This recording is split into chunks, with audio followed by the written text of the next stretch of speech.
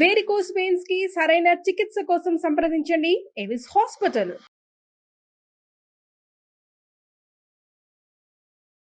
నమస్తే రమ్ గారు. నమస్తే జయ. జానపద గాథలు చెప్పుకున్నాం కదండి, ఏదైనా ఒకటి చెప్పుకుందామండి. ఈసారి ఒక చిన్న స్పెషల్ థింగ్ ఉంది జయ. అడపా చిరంజీవి గారిని ఒక రైటర్, వారు చాలా జానపద గాథలు రాశారు.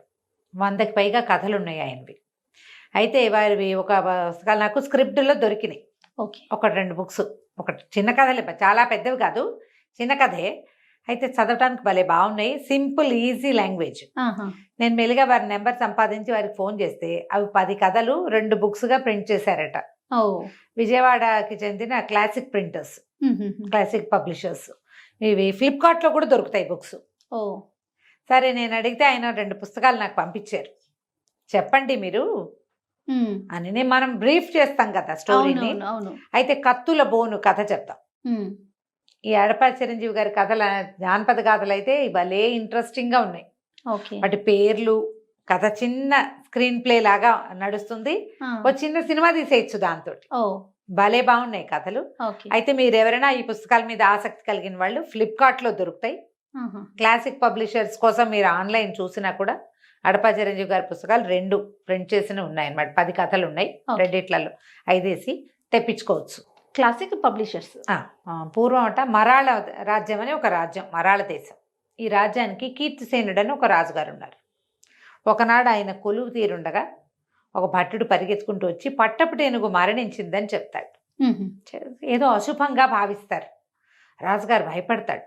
ఈయనకి లేక లేక ఒక కుమార్తె, పురుష సంతానం లేదు, ఒక్కతే కూతురు.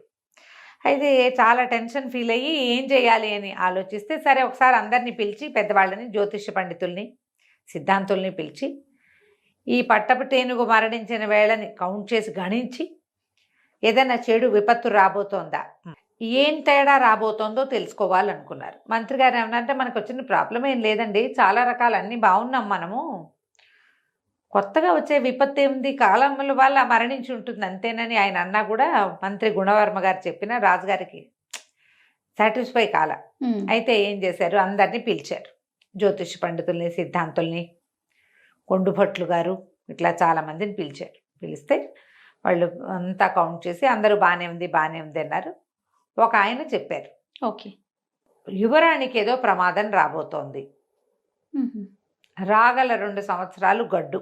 యువరాణి జాతకం ఈ టైం ప్రకారం యువరాణి జాతకాన్ని లెక్క పెడితే మీ జాతి కాని, అంటే క్షత్రియుడు కాని నిరుపేద యువకుడిని యువరాణి వివాహం చేసుకునే అవకాశం ఉంది. దీంతో పాటు ప్రాణాపాయం సంభవించే అవకాశం కూడా ఒకటి కనపడుతోంది. 2 సంవత్సరాలు అమ్మాయిని జాగ్రత్తగా చూసుకోవాలి.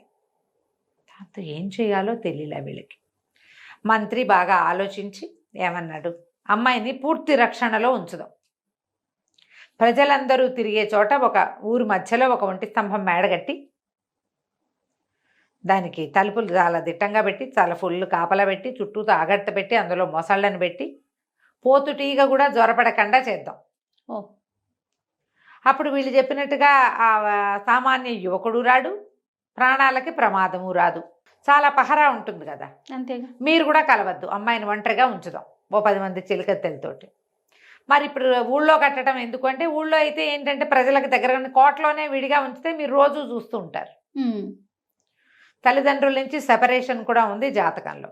ఆ సెపరేషన్ మనమే చేద్దాం, కోటలో వద్దు, బయట పెడదామని ఆలోచించారు.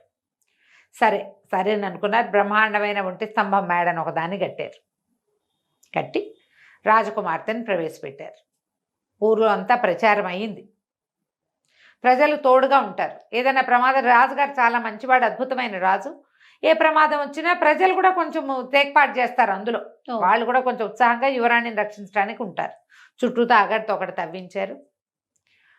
ఈ మొత్తం భవనానికి తిమ్మయ్య అని ఒకరిని కాపలా పెట్టారు.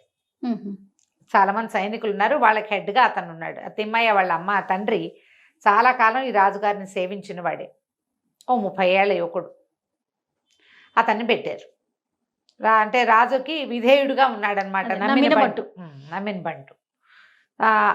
ఇతర దేశాల్లో కూడా, చుట్టుపక్కల రాజ్యాల్లో కూడా ప్రచారం అయింది. పక్క రాజ్యం యువరాజు కూడా ఒక ఆయన వచ్చి చూశాడు. ఎందుకు ఇవన్నీ చేయటం, మాకు పోటీ పెట్టి అమ్మాయిని కాపాడుకోగలిగే వాళ్ళు ఎవరికో ఇచ్చి వివాహం చేసుకోగలరు కదా. రాజకుమార్తె చాలా అందగత్తని విన్నామంటే రాజకుమార్తె చంద్రలేఖ చంద్రబింబానికి మచ్చ తెచ్చే పోలికొచ్చేంత అందగత్తె, చాలా సౌందర్య రాశి. కానీ ఇప్పుడు పరిస్థితి అది కాదు, 2 ఏళ్ళు జాగ్రత్తగా ఉండాలి. దాంతో ఈ ఒంటి స్తంభం మేడగట్టి అందులో పెట్టారు. యువరాణి అమ్మా నాన్న లేరని ఒంటరిగా ఉండాల్సి వచ్చిందని దిగులు పడుతుంది, కానీ చెలికత్తెలతోటి మేనేజ్ అవుతూ ఉంటుంది. కత్తుల బోనుగా ఉంది అది ఆ ఒంటి స్తంభం మేడ. ఓ 10 మంది చెలికత్తెలు, రోజు ఫుడ్ వస్తుంది, రకరకాల పదార్థాలు, ఏదో రోజు కాదు కొన్ని రోజులకు ఒకసారి వస్తే వీళ్ళే వండుకుంటారు. లోపల పని వాళ్ళు చెలికత్తెలు ఉన్నారు. కొన్ని పున్నమలకి 3 పున్నమలకి 6 పున్నమలకి రాజుగారు తమ భార్య వచ్చి కనపడతారు. ఒకళ్ళిద్దరు రాజులు ఆయన స్నేహితులు కూడా వచ్చి చూసి వెళ్ళారు. ఈ తిమ్మయ్య అనేవాడికి, తిమ్మయ్యకి కొంచెం ఆహారం మీద బాగా ఎక్కువ ఆసక్తి. అతనికి వంట చేసి పెట్టడానికి బయట బిల్డింగ్కి బయట ఒక చిన్న బిల్డింగ్ ఉంది. అంటే ఈ ఒంటి స్తంభం మేడకి బయట వీళ్ళందరూ ఉండడానికి కొన్ని ఉన్నాయి, చిన్న చిన్నవి ఆవాసాలు. ఇతనికి ఉన్న ఇంటికి ఒక వంట చేసే ఆవిడ ఉంది. ఇతనికి ఆ అబ్బాయికి ఏంటంటే తేనె కావాలి బాగా. వాళ్ళ అక్క ఏదో చేస్తుంది పదార్థం, ఆవిడ అక్క అంటాడు ఆ వంట ఆవిడి. ఇతనికి కావలసిన తేనె తేవడానికి సమీప ప్రాంతానికి చెందిన ఒక గ్రామీణ యువకుడు మణిదీపుడు అనేవాడిని పెట్టుకుంటాడు. వాడు పట్టుకొచ్చిస్తాడు తేనె. అది చాలా పరమసాహసి, ఎక్కడికైనా ఎక్కేస్తాడు. అయితే వీడు ఎక్కడెక్కడి నుంచో తేనె దొరకని కాలంలో కూడా తేనె పట్టుకొచ్చిస్తాడు. ఆ మణిదీపుడు చక్కటివాడు. ఇంత మంచి పేరు ఎవరు పెట్టారా, నువ్వు పల్లెటూరు వాడివి అంటే, ఒక ఋషీశ్వరుడు, మా అమ్మకి అడవిలో ప్రసవం అయింది, ఒక ఋషీశ్వరుడు పెట్టాడు నా పేరు అని చెప్తాడు. అయితే కొన్నాళ్ళకి తిమ్మయ్య ఏమంటాడంటే, నువ్వు అక్కడక్కడ అడవుల్లో తిరిగి చేయటం ఎందుకు, మాకు పని చెయ్యి, ఈ యువరాణి రక్షణలో మాతో పాటు ఉండు, నువ్వు కొండలు గుట్టలు ఎక్కేయగలవు, నీకు కావాల్సిన యుద్ధ విద్యలు నేను నేర్పిస్తా, ఓకే మాతోటి ఉండు అని పిలిచాడు. పిలిస్తే మణిదీపుడు కూడా మరి పర్మనెంట్ ఉద్యోగం అంటే ఎవరికైనా ఆసక్తి ఉంటుంది కదా, వచ్చి ఉండటం మొదలు పెడతాడు. ఎప్పటికీ యువరాణి ఇక్కడికి ఉండటం మొదలుపెట్టి సంవత్సరంగా అవుతుంది. ఒకనాడు ఏమైంది, ఈ అబ్బాయికి తేనె పట్టుకునే అలవాటు ఉంది కదా, ఇతను ఆకాశంలో అట్లా తేనెటీగలు తిరగటం గమనిస్తాడు. అవి ఎక్కడున్నాయి, ఈ ఒంటి స్తంభం మేడకి ఒక కార్నర్లో పెట్టినాయి. మనుషుల పొలకు లేని చోట్ల పెడతాయి కదా, అవును. ఇది చూపించాడు ఈ తిమ్మయ్యకి. అదిగో అక్కడ తేనెటీగలు ఉన్నాయి అనేసరికి, అమ్మో పోతుటీ కూడా జ్వరపడకూడదు, అంటే తేనెటీగలు జ్వరపడితే ఎట్లాగా, లోపల ప్రమాదం కూడా, అవి ఎప్పుడైనా చెదిరితే ఆడపిల్లల మీదకి వస్తాయి, దాన్ని పట్టుకోమన్నాడు. పట్టుకోమని వీడిని లోపల ప్రవేశపెట్టాడు. అది బయట నుంచి ఎక్కడానికి వీలుగా ఏర్పరచుకున్నాడు. వీడు ఒక తాడు వేసుకుని మణిదీపుడు ఎక్కే సమయానికి ఈ తేనెటీగలన్నీ చెల్లాచెదరినాయి అయినాయి. అవి జుమ్మని శబ్దం చేస్తాయి. ఈ బిల్డింగ్లో సందడి తక్కువగా ఉంది. ఆ తేనెటీగల జుమ్ము శబ్దం వినేసింది రాకుమారి. వచ్చేసి బయటకు వచ్చి చూసి ఆ గాల్లో వేళ్లాడుతూ తేనెటీగల్ని తోలుతున్న కుర్రాన్ని చూసేసరికల్లా బాగా చూడడం కోసం అలాగా ఇంకా కొంచెం ముందు కొంగి పట్టుతప్పిపోయింది. పట్టు తప్పితే పైనుంచి పడిందంటే అంతే కపాల మోక్షమే. అయితే ఈ తాడు పుచ్చుకు వేళ్లాడుతున్న మణిదీపుడు, తాడుంది కదా అతనికి, ఒక్క దూకులో వచ్చి రాకుమార్తెని రెక్కపట్టుకుని ఆపేశాడు, లేకపోతే పడిపోయేది. కాస్తుంటే ప్రమాదం తప్పింది, లేకపోతే పైనుంచి తల కిందగా కాళ్ళు పైకి అయిపోయాయి. ఆపేసరికల్లా హడిలిపోయి స్పృహ తప్పిపోయింది. పడిపోతున్నావు అనేసరికి భయం వేస్తుంది కదా. అక్కడి నుంచి వీళ్ళంతా సైనికులు వాళ్ళు వీళ్ళు చేరారు. ఈవిని లోపలికి చేర్చారు అమ్మాయిని. రాజకుమార్తెని చెలికత్తెలు వాళ్ళు అంతాను తెలుసుకున్నారు. ప్రాణాపాయం ఉంది అంటే ఇదిగో ఇది కనపడింది. చూడ్డానికో ఇంకోటో కానీ ప్రాణాపాయం తప్పింది. సరే ఇలాగా రక్షించిన వాడికి తేనెటీగల కోసం ఎక్కిస్తే వీడు రక్షించాడు కాబట్టి వీడికి ఏదో గిమతులు ఇచ్చారు. రాజుగారు కూడా చాలా సంతోషించాడు. పోన్లే ఎవడో ఒకరిని పెట్టావు, వీడు మనల్ని రక్షించాడు అని.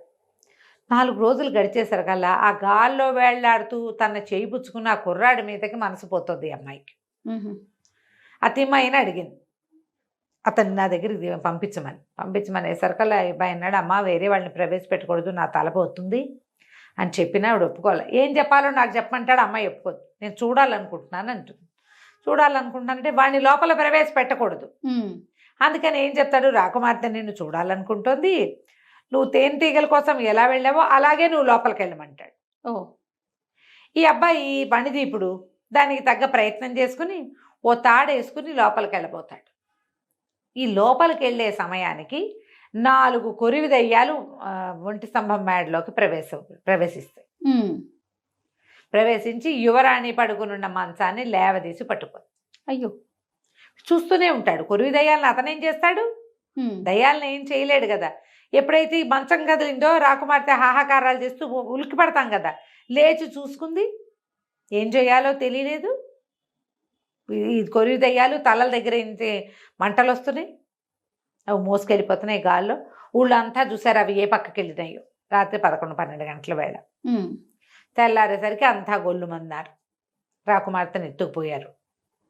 అయితే ఈ తిమ్మయ్య మనం ఏం చేస్తాము, వీటికి దెయ్యాలనంటే ఈ కుర్రాడు ఏమన్నాడు, వెతుకుదాము, మనం ప్రయత్నం చేద్దామని రాజుగారికి చెప్తాడు. నేను తిమ్మయ్య మేము వెళ్ళి వెతుకొస్తాము అని. ఇక చేసేదేముంది, చెరో గుర్రము వేసుకుని బయలుదేరుతారు దెయ్యాన్ని పట్టుకోవడానికి. ఏ పక్కకి వెళ్ళి ఎక్కడికి తీసుకెళ్లారో ప్రయత్నమే చేయాలి. వీళ్ళ దగ్గర ఏమి శక్తులు లేవు, యుక్తులు లేవు, సాహసం ఒకటే ఉంది. ఆ తిమ్మయ్య తనకి తోడుగా, మణిదీపుడు తనకి తోడుగా తిమ్మయ్యని పెట్టుకున్నాడు. ఇద్దరు కలిసి బయలుదేరుతారు. బాగా ప్రయాణం చేసి ఓ ఊరు చేరుతారు. అక్కడ పేదరాజు పెద్దమ్మ దగ్గర సాపాటు చేస్తే ఆవిడ ఏం చెప్తుందంటే, ఆ రోజు రాత్రి నేను చూశాను 4 కొరివి దయ్యాలు ఇటు దక్షిణ దిక్కుగా మోసుకెళ్ళిపోతున్నాయి అని. ఆ ప్రాంతానికి ఇక బయలుదేరుతారు. వెళ్ళగా వెళ్ళగా వెళ్ళగా ఒక అడవి. ఈ అడవిలో చేరితే ఈ అడవిలో వీళ్ళు రెస్ట్ తీసుకోవడానికి ఆ పూట అక్కడ ఆగితే వాళ్ళకి ఒక చెట్టు మీద నుంచి, చెట్టు దగ్గర నుంచి ఏవో కేకలు వినపడతాయి, నన్ను రక్షించండి రక్షించండి. తీరా ఈ అబ్బాయి పరిగెత్తుకుంటూ వెళ్తే ఎలా కనపడుతుంది, చెట్టు సగం, చెట్టు తలదాకా చెట్టులో ఉన్నాడు ఒక మనిషి, మొహం మాత్రం బయట ఉంది. ఉండేసరికి ఇతను ఆశ్చర్యపోతాడు. ఇదేంటి మీరు ఇట్లా ఉన్నారంటే, బాబు నేను ఒక గంధర్వుణ్ణి, ఇది మాంసాహార వృక్షము, నేనేవో పొరపాట్లు చేసి మాంసాహార వృక్షానికి దొరికిపోయాను, నా తల నరికేసి, నన్ను తల నరికే లోపల ఈ వేళ్ళు వచ్చి నిన్ను పట్టేస్తాయి, ఆ వేళ్ళని ఎలాగోలాగా నువ్వు ఏదైనా చేయగలిగావా, నాకు ఈ బాధ నుంచి విముక్తి వస్తుంది. ఎవరైనా అందుకని ఏం చేస్తున్నా, వెళ్ళిపోయే మానవులందరినీ పిలుస్తాను, ఎవరు దగ్గరికి రారు, ఒకవేళ వచ్చినా ఈ వృక్షం వాళ్ళని కూడా మింగేస్తుంది. నేను గంధర్వుడిని అవటం వల్ల నన్ను నిదానంగా తీసుకుంటుంది, తల వరకు వెళ్ళిపోయింది. ఏం చేయాలో తెలియదు. వీళ్ళ దగ్గర కత్తులు ఉన్నాయి, కానీ వీడికి పెద్ద కత్తి విద్య ఏం రాదు, కొంచెం తెలుసు, కొద్దిగా నేర్చుకున్నాడు. సరే తిమ్మైనాడు, వద్దురా నీకేమైనా అవుతుంటే ప్రయత్నం చేసి చూద్దాం, ఎవరికైనా సహాయం పడుతూ చచ్చిపోయినా పర్వాలా, పైగా ఈయన గంధర్వుడు చూద్దామని ఏం చేశాడు, ఈయన్ని మెడకోట ఒక దెబ్బతోటి తెగల, వీడికి అంత విద్య కూడా రాదు. ఈ దెబ్బ తగిలేసరికల్లా ఆ వృక్షాల నుంచి వేళ్ళు వచ్చేసి వీడిని పట్టుకోబోతున్నాయి. ఆ వేళ్ళు తెగనరికి ఈయన్నో దెబ్బ వేళ్ళనో దెబ్బ, ఈయన్నో దెబ్బ వేళ్ళనో దెబ్బ కొడుతూ మొత్తానికి ఆ మెడ నరికేసాడు. ఆ చెట్టు కాస్త ఢామ్ అని విరిగిపోయింది. ఈయన కూడా పెద్ద మంటొచ్చి ఒక గంధర్వుడు ప్రత్యక్షమై ఒక కత్తి చేతిలో పెట్టాడు. ఇది ఏ మాయమంత్రాన్నైనా ఛేదిస్తుంది, నీకు రాని విద్యని ఇది నీకు నేర్పిస్తుందని ఆ ఖడ్గాన్ని వీడి చేతిలో పెట్టాడు. సరే ఇద్దరు ఇంకా వెతుక్కుంటూ ముందుకెళ్తే దూరంగా వాళ్ళకు ఒక కోట లాంటిది కనపడింది, పురాతనమైంది. దగ్గరికి వెళ్తే కొన్ని తలలు, ముండెలు లేవు, పుట్టి తలలే తిరుగుతున్నాయి దాని చుట్టూతా. తిరుగుతుంటే ఆశ్చర్యపోయారు, ఏంటిది? ఈ తిమ్మయ్య ఆ తిరుగుతున్న తలల్లో ఒక తలని గుర్తుపెట్టాడు. మాకు పోటీ పెట్టి రాజకుమార్తెను మాకు ఇచ్చి పెళ్లి చేయొచ్చు కదా అని అడిగాడు కదా, పక్కదారి రాజ్యపు యువరాజు సూర్యవర్మ వాడు. ఓహో, వాడి తలని ఈయన గుర్తుపట్టాడు. తల ఏముంది, మొండెలు లేదు, కొరివి దయ్యాలు తిరుగుతున్నాయి. సరే ఏం చెయ్యాలో చూడాలి, ఇక్కడే ఉండుండొచ్చు, ఈ కొరివి దయ్యాలే ఈ రాజకుమార్తెను మోసుకెళ్ళింది, చూద్దామని మెల్లిగా కోటలోకి ప్రవేశించారు ఇద్దరు. ఆ ఖడ్గాన్ని తిమ్మయ్య చేతిలో పెట్టాడు. నీకేం భయం లేదు, దీనికి బోళ్ళు మంత్ర మాయలు ఉన్నాయన్నాడు, కొరివి దయ్యాలను కొట్టి చూడు ఏమవుతుందో చూద్దామని. కొరివి దయ్యాలను కొట్టేశారు, లోపలికి ప్రవేశించారు. వెళ్తే ఎన్నో మానవ శరీరాలు, తలలు బయట తిరుగుతున్నాయి, మొండాలు లోపల ఉన్నాయి. సరే లోపలికి వెళ్తే ఎక్కడే ఉంటుంది రాజకుమార్తె అని వెతగ్గా లోపలికి వెళ్తే రాకుమార్తె కనపడింది. ఎంతమంది అమ్మాయిలు ఉన్నారో లోపల.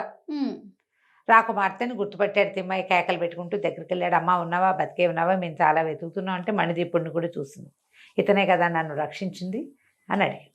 రాజకుమార్తెను చూసేసరికి వాళ్ళ పట్టుకున్నాడు, కానీ అతను అమ్మాయి సౌందర్యాన్ని పూర్తిగా చూడలే. కింద పడిపోతుంటే పట్టుకునేటప్పుడు అది అందంగా ఉందా చందంగా ఉందా వాడికి ఏం తెలియదు కదా. ఒక మైమరుపు కలిగించేంత అందగత్తామ. వీళ్ళందరూ ఎవరంటే రకరకాల రాజకుమార్తెలు. వీళ్ళని రక్షించడానికి వచ్చిన యువరాజులందరినీ వాళ్ళ స్నేహితుల్ని అన్నదమ్ముల్ని అందరినీ చంపేసింది. ఇక్కడ ఒక బ్రహ్మరాక్షసి ఉంది, ఒక రాక్షసి. ఏం చేయదు, అందరిని తెచ్చి ఇక్కడ పెట్టి ఉంచుకుంటుంది, ఆనందంగా చూస్తుంది, ఆదరంగా చూసుకుంటోంది. కానీ ఇంట్లో వాళ్ళ ఎవరి ఇళ్లలో వాళ్ళని ఉండనివ్వదు, పంపదు, వదలదు. వీళ్ళ కోసం ఎవరైనా వస్తే వాళ్ళని చంపేస్తుంది. సరే ఏం చేశారు, అక్కడే ఉన్నారు. ఉండేసరికి ఆ బ్రహ్మరాక్షసి పెద్ద పెద్ద శబ్దాలు చేసుకుంటూ వచ్చింది, తల పైకి తగిలేదు తుద్దిట. ఓహో, రాక్షసి పెద్ద కేకలు పెట్టింది. ఎవర్రా ఇది, మీకు ఎంత ధైర్యం, ఎందుకు వచ్చారు, ఏం చేశారు అని అరిచేసరికి ఏ మణిదీపుడు అన్నాడు, మేము మీ అతిథులం, మేము మీ ఇంటికి వచ్చాం కదా, వీళ్ళందరినీ ఎలా చూస్తావు, మమ్మల్ని కూడా అలాగే చూడాలి నువ్వు అనేసరికల్లా, నేను పురుషులను చూడను, మీ అంతు చూస్తాను, అయితే నా అంత సైజుకి వచ్చి చూడు అంతు. నువ్వు అంతుండి నేను ఇంతుంటే సరి సమానంగా చేయాలిగా ఈ యుద్ధం, అంతేగా. ఈ అబ్బాయి తన దగ్గర ఉన్న మంత్రఖడ్గంతో బ్రహ్మరాక్షసి వీడి సైజుకి తగ్గిపోయి ఆవిడ ఇద్దరు యుద్ధం చేశారు. మణిదీపుడు దగ్గర ఉన్న కత్తి ఏమిటి, గంధర్వుడు ఇచ్చిన మంత్ర కత్తి కదా, ఆ కత్తి దెబ్బలకి ఆ అమ్మాయి కాస్త చనిపోయింది. ఆ బ్రహ్మరాక్షసి చనిపోయేసరికి ఆ ప్లేస్లో ఒక పెద్ద గంధర్వకాంత ఒక ఆవిడ ప్రత్యక్షమైంది. నేను గంధర్వకాంతని ఒక ఋషి పట్ల అవజ్ఞగా ప్రవర్తించానని ఆయన నన్ను శపించాడు, బ్రహ్మరాక్షసిని అయిపోమని. అప్పుడు దేశాచి అంతా తిరుగుతూ ఉండేదాన్ని నేను, భూమండలానికి గంధర్వలోకానికి చెలికత్తల్ని వెంబడి పెట్టుకు తిరిగేదాన్ని. నేను ఒంటరిగా బ్రహ్మరాక్షసిని అయిపోయేసరికి చెలికత్తెల కోసం ఈ యువరాణులందరినీ తెచ్చుకున్నాను. రూపస్సులు కావాలి ఆమెకి, గంధర్వకాంత కదా, అందుకని ఎక్కడెక్కడ రూపసిగా ఉన్న రాజకాంత కుమార్తె ఉందో అది తెచ్చేసుకున్నా వాళ్ళందరినీ అనేసరికి ఈ అబ్బాయి అడిగాడు, చచ్చిపోయిన వాళ్ళందరినీ బతికించు, ఆ తలలు బయట తిరుగుతున్నాయి అంటే వాళ్ళందరినీ బతికించింది. రాజకుమార్తెని తీసుకుని తిమ్మయ్య ఇతను వెళ్ళిపోయారు, ఎవరి రాజ్యాలకి వాళ్ళని పంపించేశారు. ఇంటికి వచ్చిన తర్వాత రాజుగారు ఏమన్నారంటే, రాకుమార్తెను ఎవరైనా రక్షిస్తే వాళ్ళకి ఎన్నో లక్షల వరహాలు ఇస్తామని, అర్ధరాజ్యం ఇస్తామని, లక్షల వరహాలు బహుమతి ఇస్తామని చెప్పుకున్నారు. చాటిచ్చారు వాళ్ళు, చాటింపు ప్రకారం చేస్తామన్నాడు. అంటే ఇతను అన్నాడు, కాదు ప్రభు, నేను ఒక మాట చెప్పాలి, నేను శిక్షార్హుణ్ణి, రాకుమార్తె ఉన్న ఒంటి స్తంభం మేడని ఎక్కడానికి ప్రయత్నం చేశాను, నేను ఎక్కిన తర్వాతే నాకు ఆ పిశాచాలు ఇవి మోసుకెళ్తున్న వాటిని నేను గుర్తుపట్టగలిగాను. అంటే సరే, దానికి తగ్గ శిక్ష ఇస్తాను నీకు అని చెప్పారు. రాకుమార్తె సాభిప్రాయంగా చూసేసరికి రాజు ఏమన్నాడంటే, నువ్వు ఆమెని చూడ్డానికి వెళ్ళావు కాబట్టి పరపురుషుడివి, ఆమెను చేపట్టి వివాహం చేసుకో. అదే శిక్ష, అదే శిక్ష. మరి రాజకుమార్తెను ఆమె చేయిపుచ్చుకున్నాడు ఆల్రెడీ, అతను కాపాడడానికి చేతులు పుచ్చుకున్నాడు కదా, మరి నీతో కరగ్రహణం చేసింది అమ్మాయిని ఇంకో చోటకి ఎక్కడికి ఇస్తావు? అందుకని ఒక గ్రామీణ యువకుడైన మణిదీపుడికి ఆ జాతకంలో ఉన్న ప్రకారమే ఆమెను రక్షించాడు కాబట్టి ప్రాణదాత వివాహం చేశారు. తర్వాత ఈ ఒంటి స్తంభం మేడని ఊరికే అందరూ తిరగడానికి కోసం వదిలిపెట్టేసి మణిదీపుడిని రాజుని చేశారు. కథ కంచికి మనం ఇంటికి.